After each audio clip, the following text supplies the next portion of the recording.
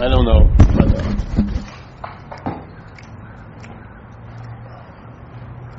In recovery, there's like the powerless over alcohol and the drugs, yeah? So if you listen to the first step, Jim Cook's coming, so we'll have 2 meetings. This will be the preamble. If you look at the first step in the 12 in the big book, it says we were powerless over alcohol and our lives had become unmanageable. Now, how that made sense to me was it was like the drinking alcohol was the cause of the unmanageability in a way, yeah? I was powerless over alcohol and my life became unmanageable. It almost assumes there was manageability before, because became means like a past tense, right? So I'm powerless over alcohol and my life became unmanageable. That didn't work for me because I was under that illusion in a way. And when I got sober, stuff that I had attributed to drinking and using came up big time. So like I blamed a lot of my behavior on cocaine, but I hadn't done coke in about 2 or 3 years and the behavior was still running rampant, I mean, either it had the longest coke high of all time, it was like 3 years off a high on a cocaine hit, or it wasn't cocaine, yeah?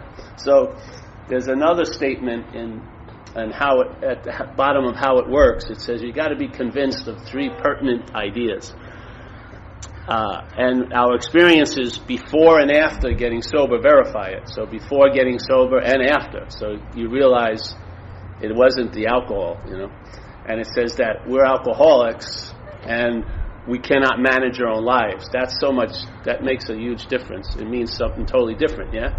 So the alcoholism presupposes that you're not managerial quality, yeah? But if your mind's infected with alcoholism, you're not going to be a great manager. You may be able to manage other people, this and that, but you're not going to be able to manage, let's say, your inner life, yeah? Or whatever you want to call it.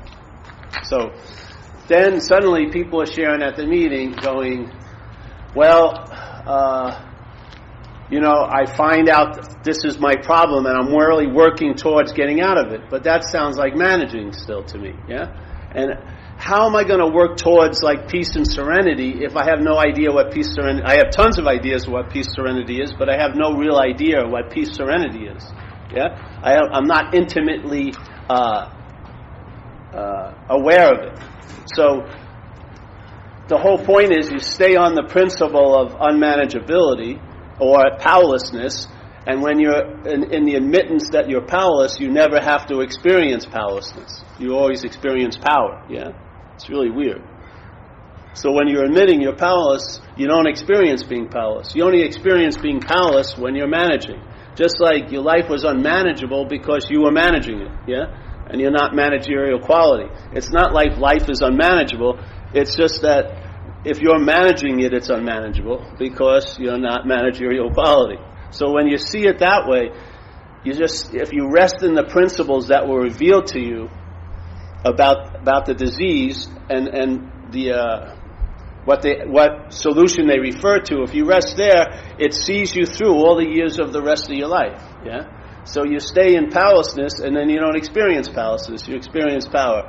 You stay in not managerial quality, and then life seems to get managed somehow, in ways you could never have even imagined. They just sort of work out. So this whole idea is we come into the program, and then it's time to manage again. All right, I now know all my defects of character, and I'm going to be working on them, like religiously every day. That's the biggest defect of character, which is thinking you're managerial quality when you're not. It is, really. So when you apply that to all the work towards taking care of all the other problems, that's the bigger problem. And that's the whole point. The bigger problem is never seen, very, very rarely seen. It's what issues forth from that problem, yeah? All the effects of unmanageability that we see. And we try to sort of categorize them and make notations about them and then start working on them, but we're still trying to work on them from the point of being the manager, yeah? So that little like fault or miscalibration will magnify or geometrically progress when you keep applying it to all the problem solving, yeah? Because it will be the problem trying to solve all the problems. Yeah? Now, it will have some wins, which are a problem, and it will have losers, which are a problem, because everything will keep feeding the idea of being the problem solver or the problem haver. And I would say that's the that's the dilemma, yeah? Is this identification as a self, which implies that you're a long-lasting, independent, separate entity, that you're choosing and you're doing and you're thinking and you're feeling and you're having and you're doing this and doing that. That one sense of being the premier doer of your life is the one that very rarely is addressed. Yeah? Now, we want to have opinions about what I'm doing, how I'm doing it, what they're doing it. We have tons of opinions about what they're doing and how they're doing it. We have tons of opinion how the world's doing it and da-da-da. But very rarely do we look at the doer. Yeah? Like, is there a doer? If there isn't a doer, then there would just be doing. Yeah? Then there would just be having. Then there would just be thinking. Then there would just be feeling, just like everything else.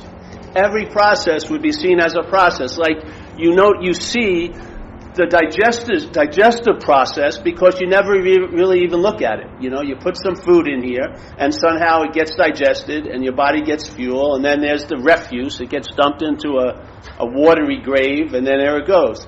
And yet, there's a faith in that process, but there's no sense of being the doer, is there? You're not thinking you're digesting your food during the day. No. Are you really?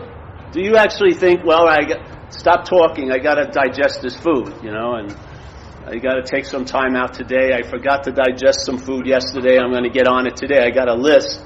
What haven't I digested fully this week? Oh, shit, that burrito on Wednesday. All right, changed up my schedule, sit there.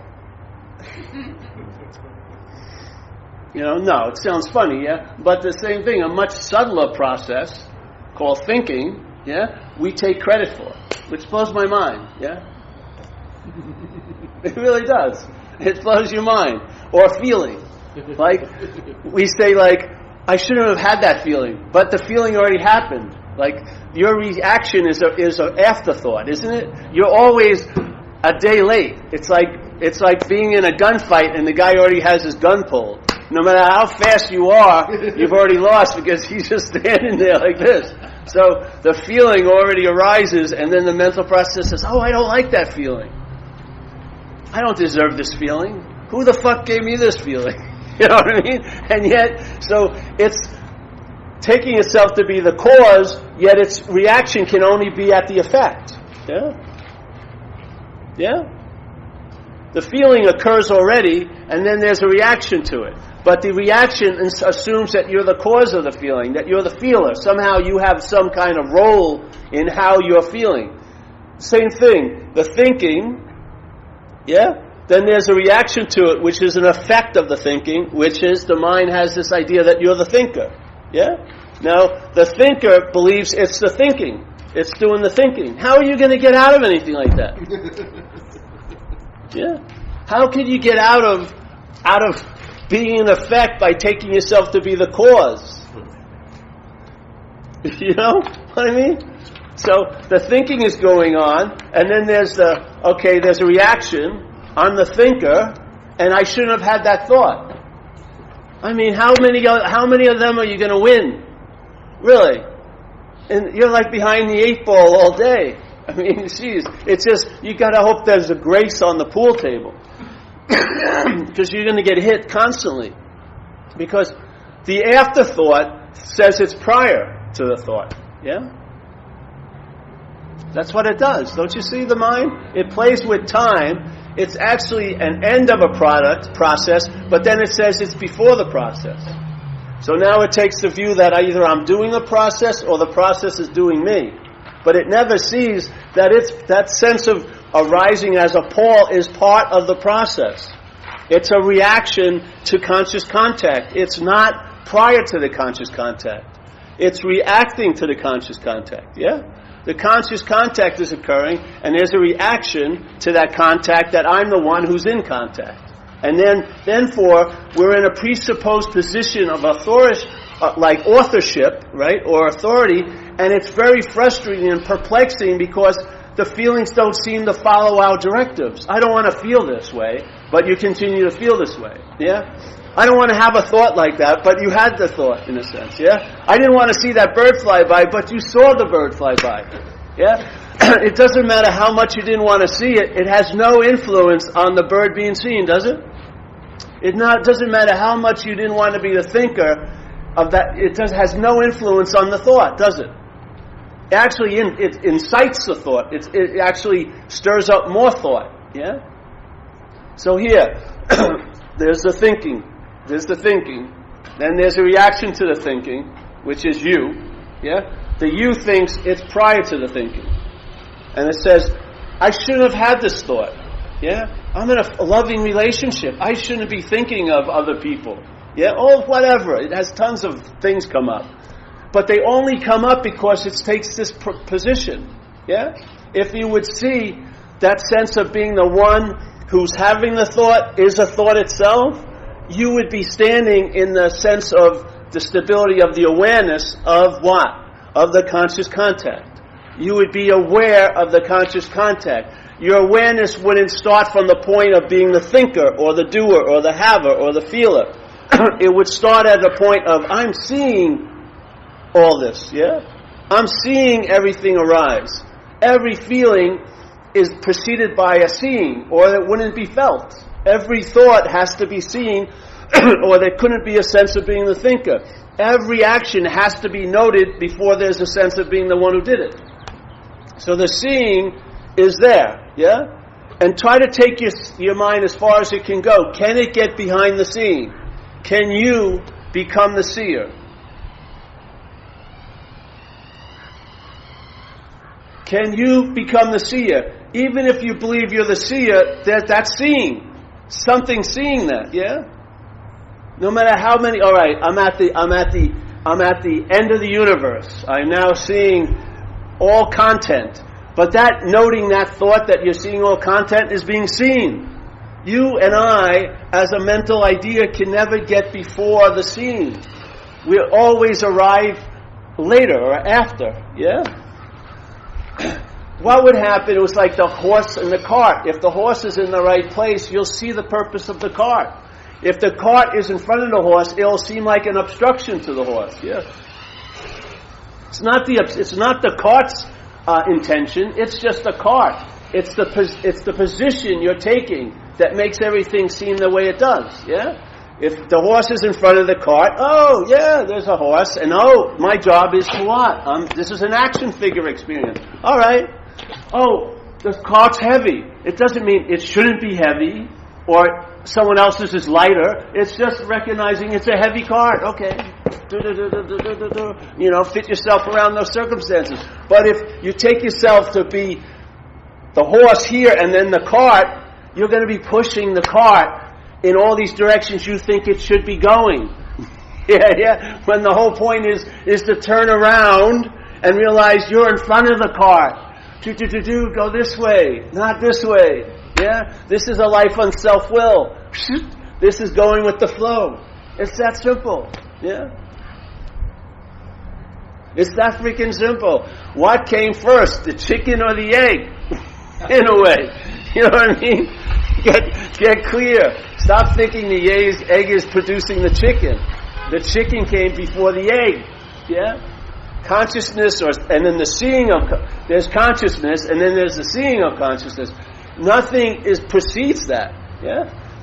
Then the thought of being you, which you didn't have until you were about 18 months, supposedly, when you were a kid, it never even dawned on mind that there was an idea of being you, and it definitely never dawned on you because there was no you. There was a dawning of the idea that, hey, I'm a you. Yeah? As soon as that happened, the horse was now located behind the cart, in a way, and started pushing the cart in the way it wanted it to go. How did it work out?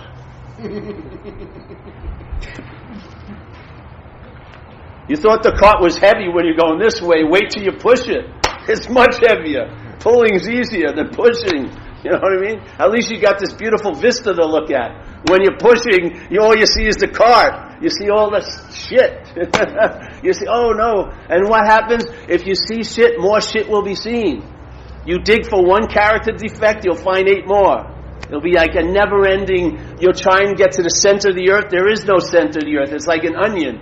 There's no center. You'll just keep digging and digging and digging. You'll find the problems in your life from your own family of origin on Earth. Then you'll go to the family of origin from Mars, and then, the Pleiades, constellation. Somehow it'll go on and on and on and on and on.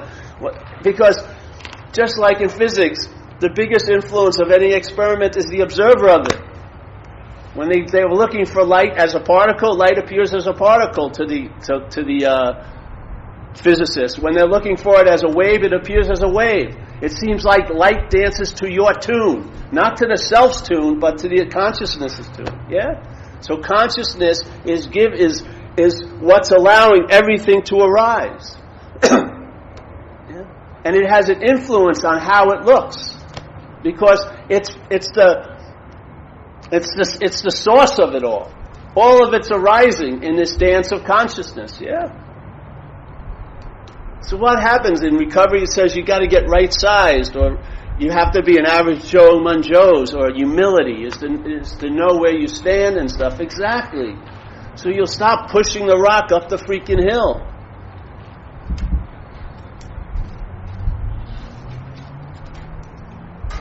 So when you have an experience where you lost the sense of self, maybe that's actually the reality, that there is no self. And what the experience you're usually having is there is a self. Yeah? So those moments you call peak experiences, when there's no feeling of being you, is basically the norm. It's the diluted experience of there's a you in everything, is the nightmare in a sense we're having. That's the dream. Yeah? When there's a pause, let's say if you're surfing or something, and there's no sense of you doing any of it, then there's a joy there. Put 2 and 2 together. When you're seeking joy, how many times do you find it, and how long does it last, and does it ever stabilize?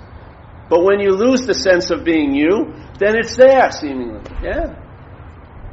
Put it 2 and 2 together, just like, you have 15 relationships that don't work. Look at the constant in all of them, you. Maybe it's you, in a sense. You have a role in it not working. Yeah? Well, the real role is this idea of, instead of living as a reaction to life, yeah, we live as the seeing of life. Yeah? So now life is happening instead of to us.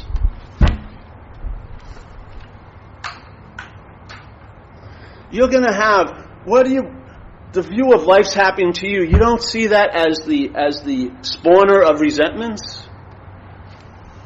Just watch when you're driving down a road and you have nowhere to go. Everything's fine. But when you have a desire to get somewhere, there's obstacles.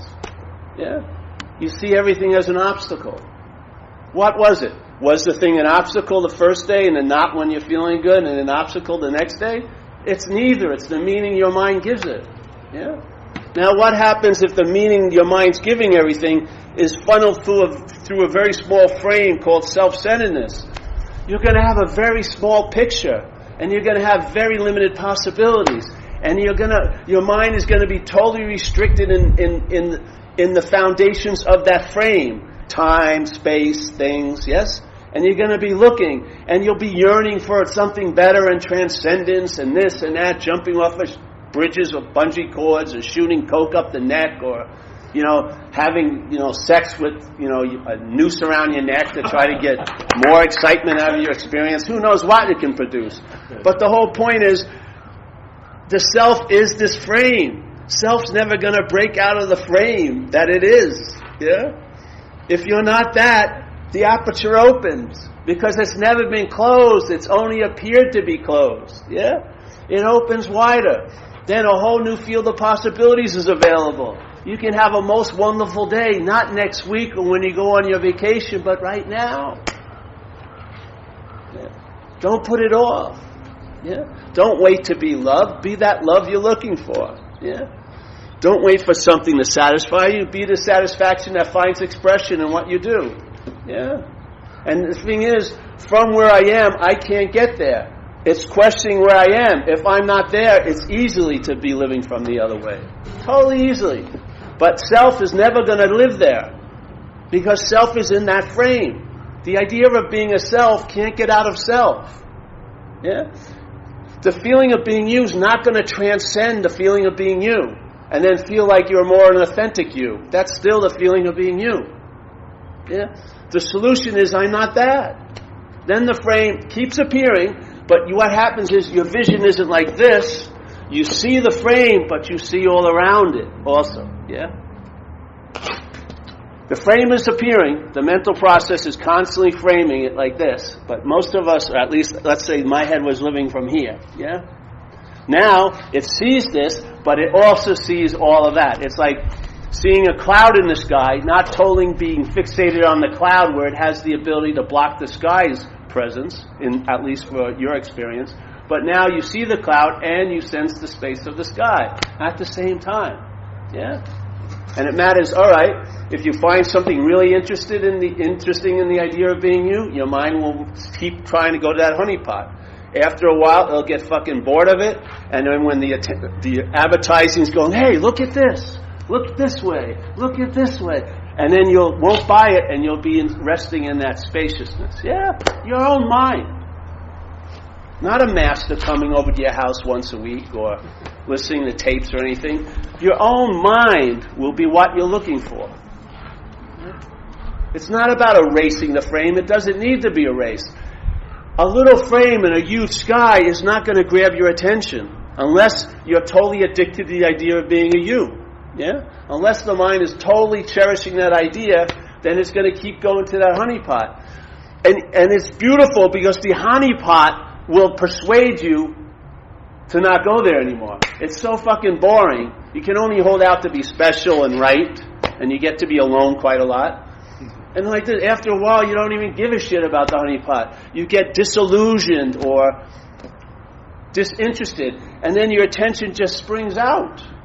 And now, while you're dealing with the framing of the life, you're dealing with possibilities not within the frame. Yeah? And that's what you're looking for. The solution is not in the realm of the problem. There's tons of solutions in the problem, but there's not. Then the real solution is not of the realm of the problem, because the real solution is the problem is imaginary. Yeah? It's like that thorn in the foot. Ramana Maharshi uses that example. There's a thorn in the foot. And we're action figures, so we got to walk around. Maybe if you could stay up all day and never touch the ground, hey, that works. But you're not going anywhere. You know? And life seems to sort of predicate us to move. So there's the thorn. So what happens? You get Dr. Scholl's, foot things like this and super rubby, stretchy things and try to put, like whatever, super thick socks. But it's still, even when it's not bothering you, you're waiting for it to bother you. Yeah? So then you're looking around and you see a thorn. Another thorn, you go, hey, well, that looks like the size of that other thorn. So I grab it, this message, and okay, there it is. And I dig out that first thorn. I don't replace the first thorn with the second thorn. Even if the second thorn is a little more refined and subtle, it's still going to bother me as I'm walking around. My attention's still going to go there. Oh, there's the solution, there's the solution, there's the solution. That's the fucking problem. Yeah? So what happens if you take the first thorn out, the second thorn gets thrown away also. And once it gets thrown away, what seemed to be the solution reveals its true nature. There is no need for a solution because the problem's imaginary. Yeah? Once the real problem is taken out, and the taking out is you see that it's not real, then why do you need a solution for it? That's the solution.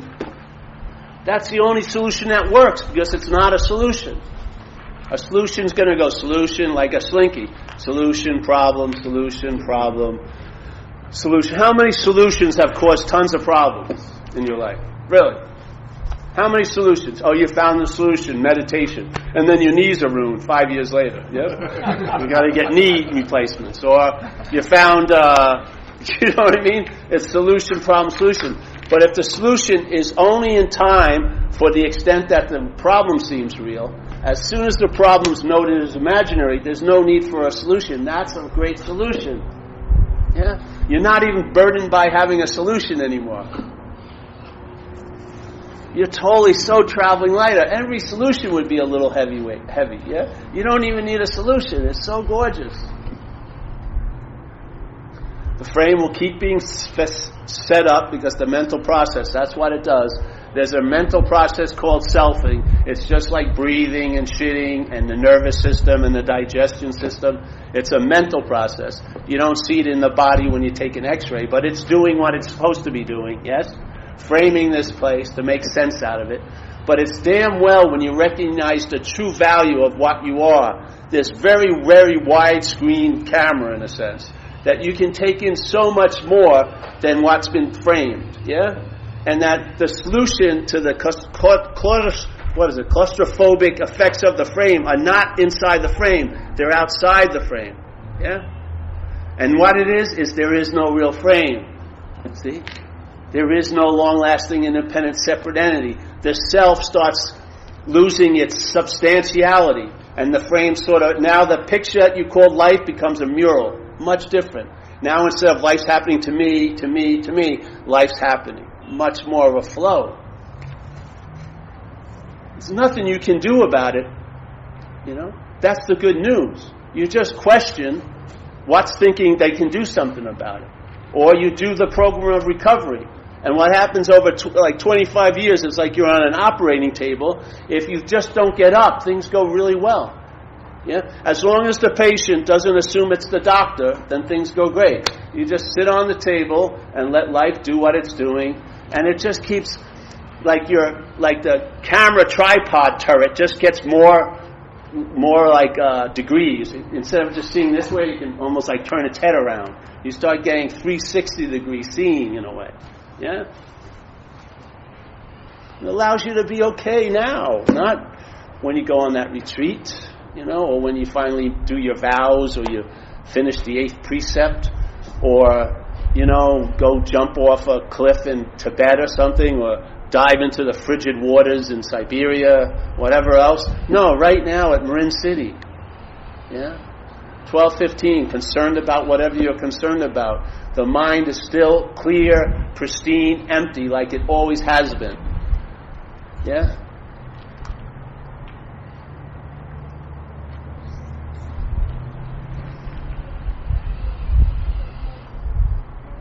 This looks like the thing, they had that big asteroid in Russia, right? That looks like the contrail it showed. Did you see that video? Oh yeah, an asteroid broke through the atmosphere in a city in Siberia, 1 million people. Meteorite. Had this huge contrail, man. It was wild. It's just like out of the movies. Sonic boom, broke all this glass and everything. It was the size of a bus. Yeah. Shit. That's like this message coming through the frame of selfing. All the glass houses of selfing get shattered, and then you seem like you're getting cut and hurt, but that's not what you are. And you walk out of that fucking little insane asylum you've been in.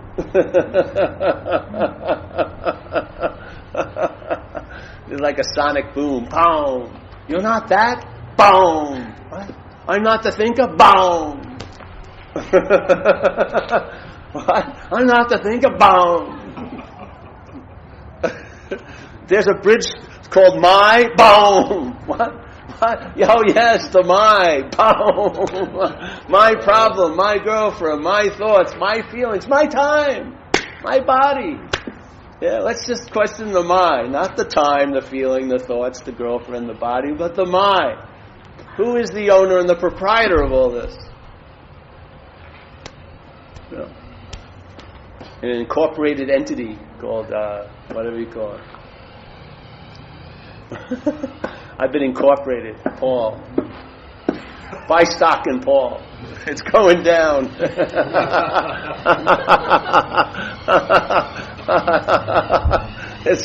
It's one of those penny stocks. It's going bad. You buy thousands of them every day. Yes, everything's gonna be great. If this would just happen, if she just would change completely, it would be a great relationship.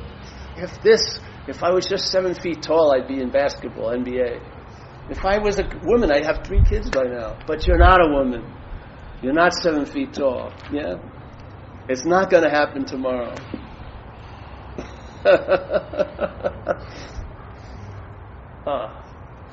It's hard to describe, man. It's a very economical entertaining. I swear, it just keeps paring you down.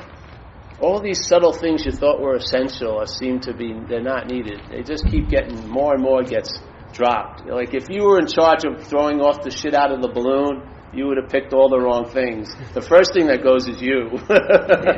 You go out, you get thrown out of the balloon. Yeah, not you choosing what needs to be thrown out. You get thrown out. Then everything else can stay. They don't have as much meaning as you thought. You were giving them all the meaning it has. It's just okay exactly how it is right now, as long as you get thrown out.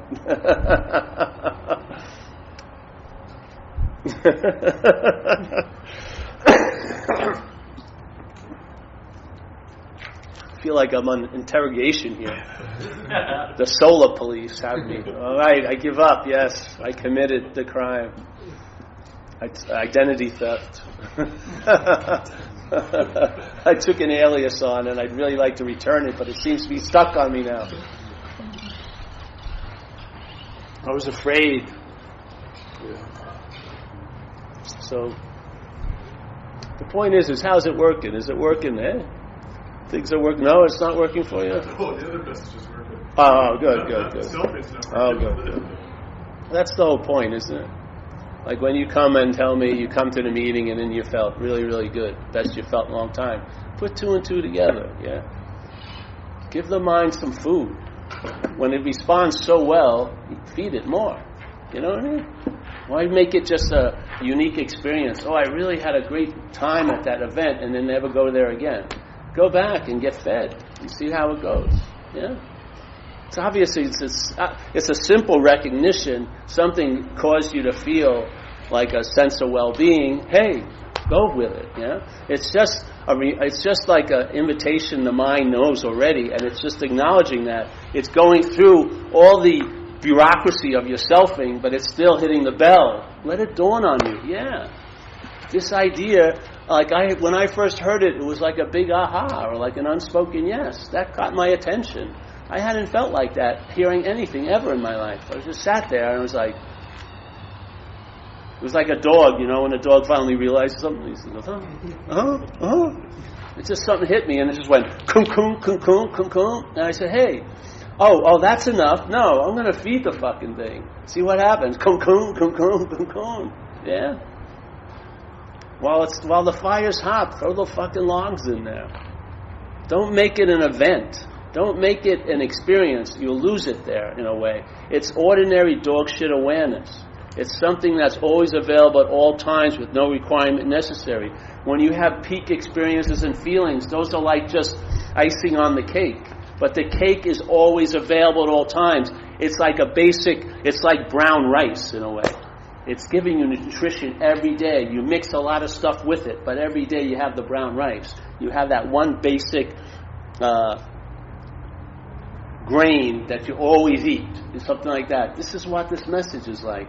It's getting you into that root nutrition, yeah? And then you can add on and do this and go ahead and express and like that, but to have that fed, yeah? Until it starts producing its own crops,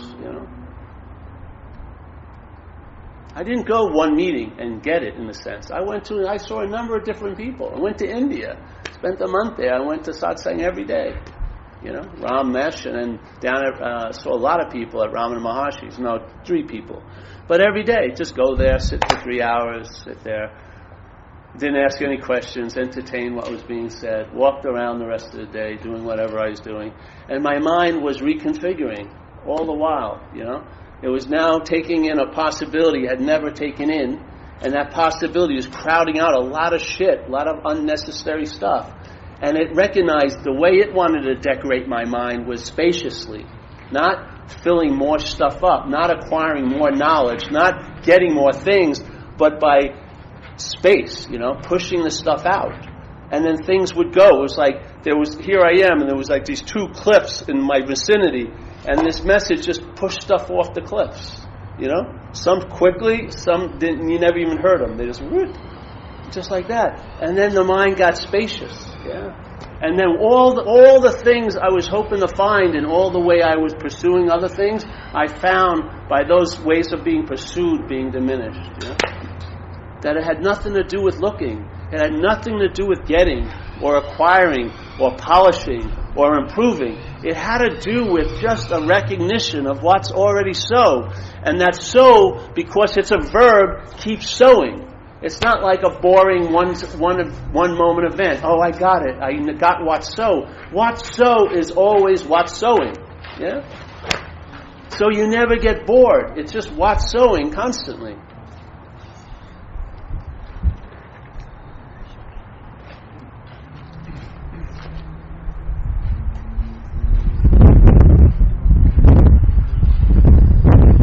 And then, it's incredible. Then when, let's say in recovery, right, I see people who seem to be very ill, and I know I'm not the right doctor for them. I'm not going to be, I don't want to be watching over them every day, so I can go, no, you should find that. Instead of having this crusader idea that I'm here to save everybody, I know I can't do a good job with you, bro. I won't do it. I know I won't. I'm not that interested. So here, go with this younger guy who's going to all these meetings and get gung-ho with them. Yeah? You know what I mean? Instead of thinking I have to be a crusader or anything. All those things get freaking dismissed. And then you really realize how you can be of service to someone by not giving them service. Letting them have their own bottoms, Letting them have their collapse. Because to try to save someone from a collapse will just promote more collapses, So all this stuff, I didn't have that when I first got in. I was like a crusader, like a zealot, Got to save everybody. Got to... constantly.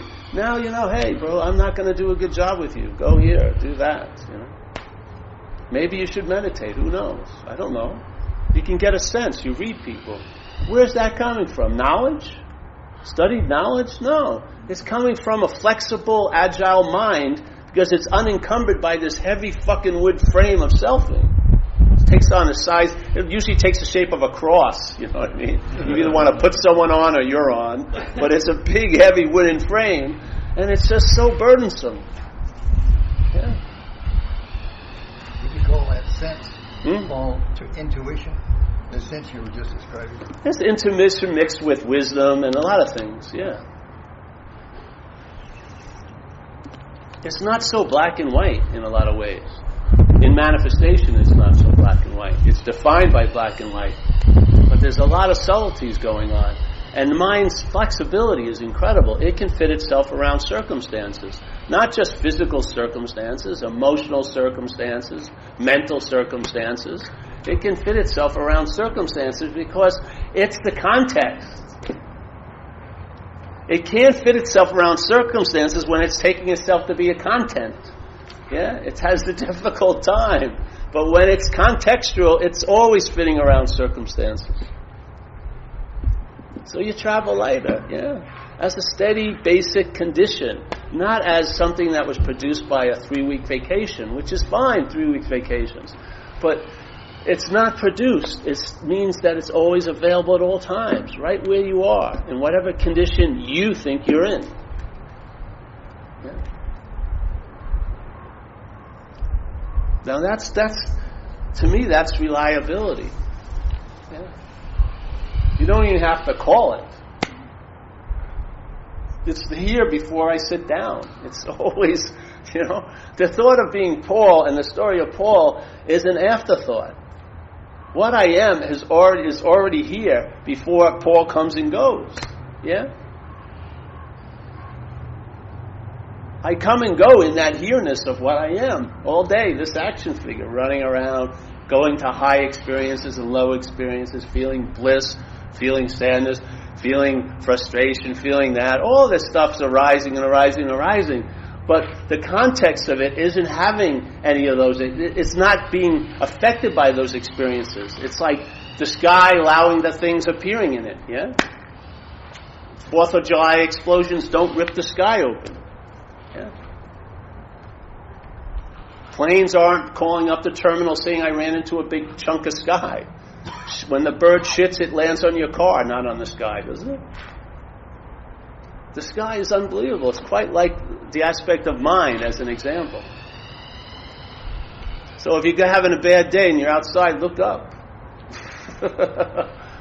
You'll get a glimpse of your original face, you know. Yeah.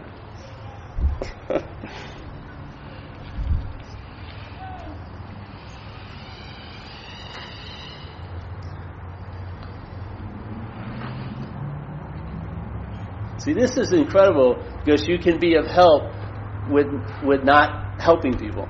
Yeah?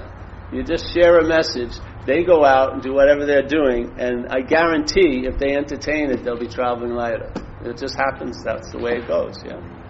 And then when you start traveling lighter, you'll realize, wow, that's what I've always wanted, this sense, but I thought I had to do something or get something or go somewhere, and now I'm realizing it's coming from where I am.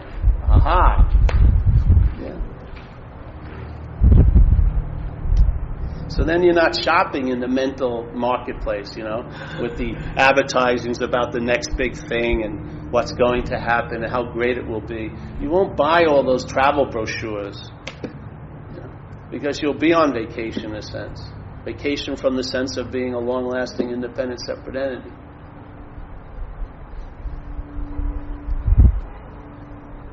So any questions? I'm going on 40 minutes from now on, no more. I like 40 minutes. Been watching the timers lately, and I'm usually tied after 40 minutes.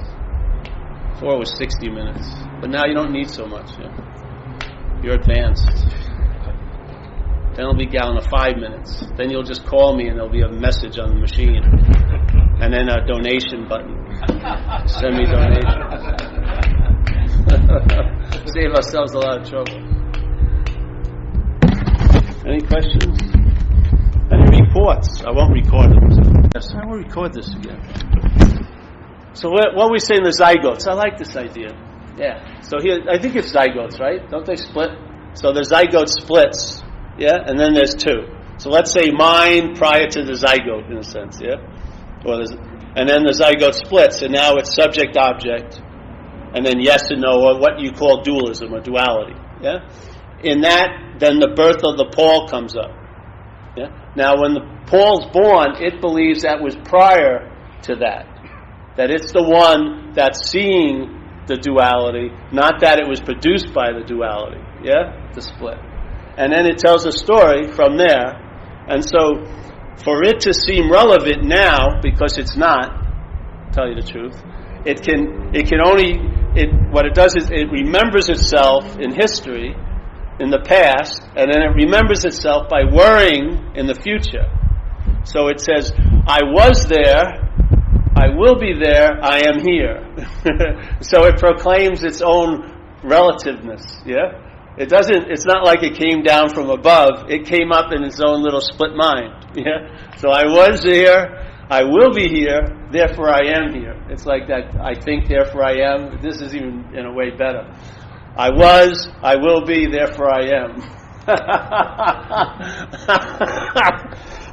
So now it's remembered, and in that remembering, it can only, quote unquote, grok or understand dualistically. It's defined by its mother and father's gene, in a sense, yeah?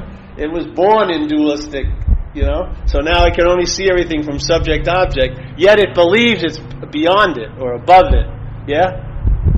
And so it's trying to get out of what it can't be in, because it won't admit that it's in. Yeah? That's what happens with alcoholics. As soon as they admit that they're alcoholic, they tend to have an opportunity to get out of it. As long as they're denying that they're alcoholics, they act like one every day. Yeah?